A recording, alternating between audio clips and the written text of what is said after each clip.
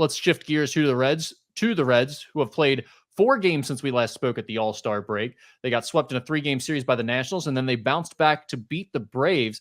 They are once again tied with the Cubs for last place in the NL Central, 10 games back of the first place Brewers.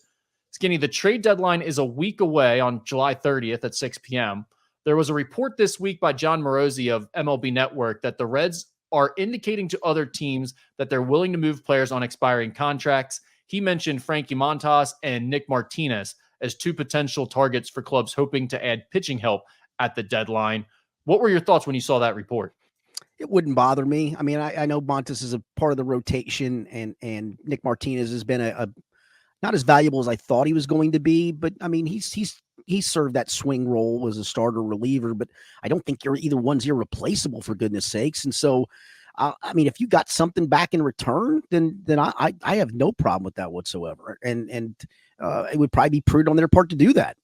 Yeah, my initial thought was, well, first of all, this doesn't mean they're selling. Like, no, right. People put out this report and were like, the Reds are becoming sellers. And then some of the fans started to get mad, like, oh, it's over. They got something by Nationals. They're folding. It's like, well, that's not what's happening here. They're going to get Emilio Pagan and Ian Gibaut back in the bullpen. They're going to have a surplus of arms. They don't have a lot of flexibility right now with their pitching situation on the roster, just because of the way options are and guys like Martinez and Montas who are on an expiring contract. So it's like, it makes sense to look to deal 1 or 2 of these guys before you lose 1 or 2 of them for nothing anyway. And I agree with you. Like, as soon as I saw it, I was like, well, I'm not sure what you're going to get back for those guys, if anything, but it doesn't indicate to me that the Reds are folding or that they're out of it. I mean, neither one of those guys are who you think of when you think of the core contributors right now to this Reds team, or the guys that are need to step up if the Reds are to make a postseason run. Yeah, I would agree with that. I think it's just I don't think it indicates anything other than you're probably making a prudent move to get at least something in return for guys that you're not going to get anything for in turn after that. Yeah, by the time we record next week, we will be at the trade deadline. Are you expecting any moves before then? I'm going to say no, but you've got enough prospects. We've talked about at some point you have to turn some of those prospects into provens. And we mentioned this. They need a right-handed hitting power outfield bat. They don't grow on trees. I get it. But you don't have one in your system at the moment. I mean, you thought maybe Reese Hines was that guy. It was cute, and maybe this is just a bad blip, and he comes back and starts hitting again. I don't know. But you need that long term. So this wouldn't just be go rent a guy for the last couple of months at the deadline. This would be get a guy who's going to help you now, but also is going to help you in the next couple of years. And there's a handful of guys out there. Brent Rooker of the A's comes to mind. But don't forget there's other teams dealing too. And so it may make you swallow hard to have to give up a key prospect or two. You're not giving up Cam Call. You're not giving up Rhett Lauder. You're not giving up Chase Petty, but you've got enough other prospects that you can probably move. And I'd be disappointed if they didn't at least try. I mean, listen, they might get outbid for some of these guys. You may find that out that, hey, they were in on this guy, but Team B gave up more and they were willing to give up more prospects because they had more prospects and better. I'd be okay with that. But if you hear they didn't try, that would be disappointing to me. Someone brought this up to me the other day, and I don't think it's anything that's going to happen, but it was an interesting thought exercise. I was asked, do you think the Reds would be looking to trade Noelvi Marte as like a prospect to put in part of a package deal right now? And I said, absolutely not, because his value's never been lower. I mean, he was gone all year, so he didn't show anything. Then he comes back and he's been terrible. But both at the plate and with the glove. Right. And so that's what I was just going to say. It is kind of interesting. I don't think it's interesting to think about, are the Reds going to trade Noelvi Marte? Because I don't think that would be prudent of them to do. If they were, I think they would just totally be giving up on him basically at that point. But that brings up an interesting point in and of itself. The other night, he makes that error, and David Bell is basically throwing him under the bus after the game, which he never does, never talks about his players' mistakes individually like that. And he basically said, that was the game. I mean, Noelvi missed the ball. They scored 2 runs on that. That was the game. Do you think the Reds are getting fed up, or are you just surprised by how far the stock of Noelvi Marte has fallen within a year? Yeah, I think it's the latter. Well, maybe even both. It's certainly the latter, because I really thought the kid was just a natural hitter. He'd hit at all levels, came up hitting in the big leagues, and played a pretty good glove at third base. I mean, and all of a sudden, I mean, part of it's not just the glove. He can't make a routine throw. Yeah. It's strange. I mean, well, It's granted, it he's a is. guy who hasn't played all year, so maybe that's what we're watching right now, Well, but I just didn't expect him to look this rusty. yeah, and that's the other part to it, Rick. I mean, he went on the rehab assignment in Louisville. Well, it wasn't a rehab assignment, but that's basically what it amounted to. And He was a didn't. disaster. It was a disaster, and maybe he needed more time. Maybe they needed to let that evolve better before they plugged him in. I get why they did, because they penciled him in before the season started. They felt like, okay, he just needs some at bats. Let's go. He's going to be fine. Well, he hasn't been. He's almost been a disaster.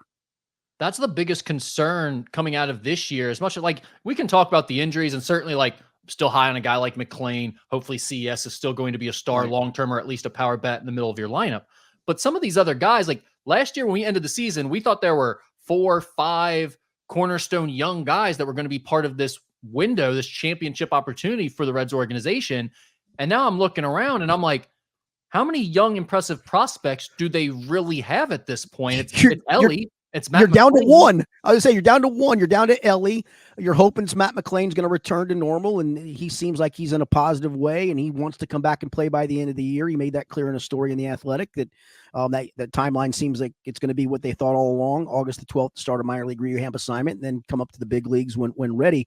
And I still believe very much in him. But yet, to your point, I was all in on CES. I was all in on Noel Marte. I was all in on Friedel. And again, Friedel's been more injury related, but it's been injury related. I mean, you can't discount that fact either. It hadn't been just an injury; it's been injuries. Well, yeah, and by the end of last year, people were throwing in Will Benson, Jake Fraley. I mean, like they were wanting to get rid of other prospects because Will Benson was a future outfielder for this team, and like that just isn't even close to being true. So that would be the most disheartening part of this season to me, as much as anything. Is it's like it went from at the end of last year, we're talking about all these prospects and the great future of this organization, to like now we're just holding out on hope that McClain and CES return to form. Otherwise, you basically just got Ellie and a bunch of nothing around him. Yeah, no question. Hunter Green and Lodolo, I guess. Well, the pitching staff. Yeah, that we've talked about that part's actually, to me, that's worked out well. Worked out great. Yeah.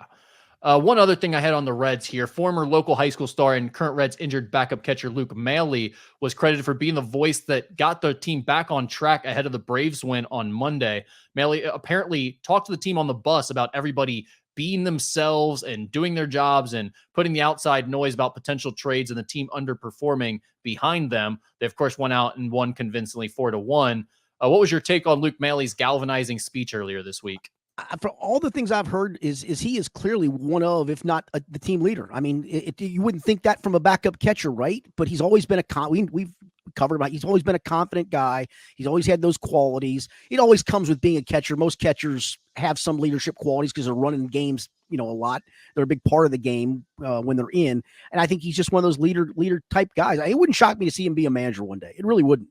No, I agree with that. I think it was John Sadak who was talking about that yesterday with Trags as he was filling in for Mo, was talking about that he could see him being a GM, a manager, a front office guy, a broadcaster, something involved with the game. He's just so polished. But it's funny because we've known Luke Maley for a long time. We both covered him at Covcath playing multiple sports. And actually he went to my grade school before that at St. Pius. So I've known him since he was little. And honest to God, even like as a middle schooler, this kid was like a superhero type, just always seemed way older than everyone else, always spoke really maturely, and always said, like, I'm going to play Major League Baseball. It was never like, honest to God, when this kid was in like 5th and 6th grade, he would tell everyone that, and he did go on to do that. And not in like a cocky way, but that he was just like certain of like, I'm going to be a professional baseball player, one of those types of guys. So seeing him mature into this as like an actual big leaguer is not really surprising. He's always been a good talker. He's always had leadership qualities, but it is hard to do that when you're the guy who's not producing. Correct. Last year, he got that hot streak. He got hot, and they were just kind of talking about him being one of the rah-rah guys in the locker room. It's like, well, that's working because he got hot with the bat. This year, I think it's probably a little bit more difficult, but it probably says something about the rest of the leadership on this team if they're looking to Luke Maley to step up and say something. And you also have to wonder, what does this say about David Bell that all the players are jumping on? Hey, Luke Maley really got us going this week when we needed it most. Like that. But I would say, yeah, it does. But I would also say, I mean, even as a coach myself, I mean, you still need players to take some ownership and somebody to be that leader. You need them to have a voice too, right?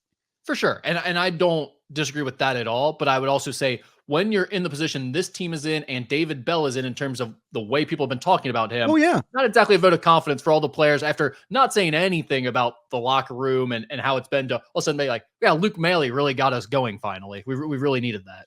Can you answer? I'm going to leave this Reds unless you got another Reds topic. But No, David Bell's irrational love of Justin Wilson. It boggles my mind. What's going on with that? I don't know. I mean, the other night Sam Moll pitches those 5 pitches, gets out of an inning, and instead of bringing Sam Moll back the next inning, he starts it with Justin Wilson. And it wasn't like you were going lefty to righty because of righty. It was lefty. What doing? I don't understand that either. I've sent many angry text messages about that exact topic. I don't have anything interesting to add other than it pisses me off. But yeah, I don't get it. I just don't get it. Yeah, I'm with you. You can always find our stories here on YouTube, but go ahead and tap subscribe. That way you're always in the know.